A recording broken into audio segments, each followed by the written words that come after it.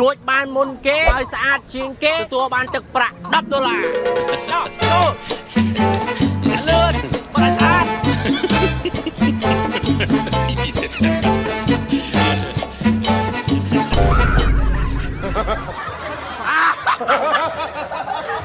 អត់ទេអត់ធ្វើអាចារ្យដែរអើយ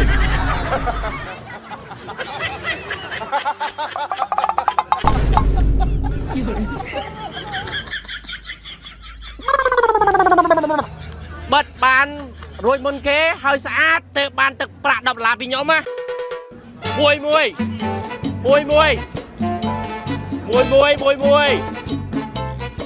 យ៉ាខាងនេះកប់សេរីតែម្ដងហើយនៅស្ងៀមបិទឲ្យឃើញស្អាតបិទធ្វើម៉េចខ្ញុំឲ្យជ្រួញសាច់មុខឲ្យស្មើភ្នែកស្មើច្បោះស្មើមាត់ទៅខ្លាយជាម្ចាស់រង្វាន់ទឹកប្រាក់$10ហើយយើងមើលទៅមើលថាស្អាតហើយយើងមិនចាំមើលទៀតក៏បានដែរ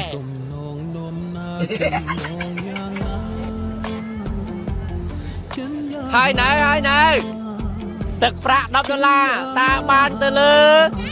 គូមួយណា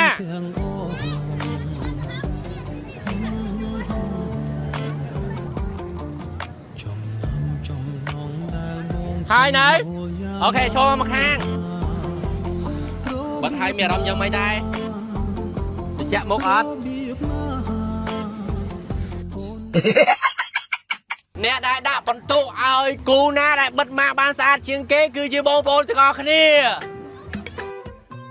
ពីខាងនេះទៅគូទី1 ទី2 ទី3មើលអ្នកណាបិទម៉ាបានស្អាតជាងគេទាំង3នាក់គូមួយណាដែលបិទម៉ាបានស្អាតជាងគេទី1បងទីម៉ានគាត់ថាគូទីម៉ានដែលបិទម៉ាបានស្អាតជាងគេពីក្នុងមកគូទី1 ទី2 ទី3ទី1បងបែរមិនចាក់ខ្សែនេះណាទី1បងទី3អូខេទី3បានមួយដែរទី2វ៉ាវទី2ទី2ឲ្យដល់ដល់ដែរទាំងអស់បើគាត់ថាគូទី1បិទម៉ាបានស្អាតជាងគេសូមទៀតដែរ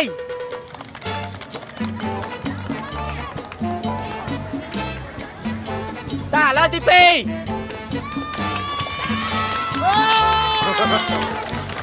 តាឥឡូវគូទី3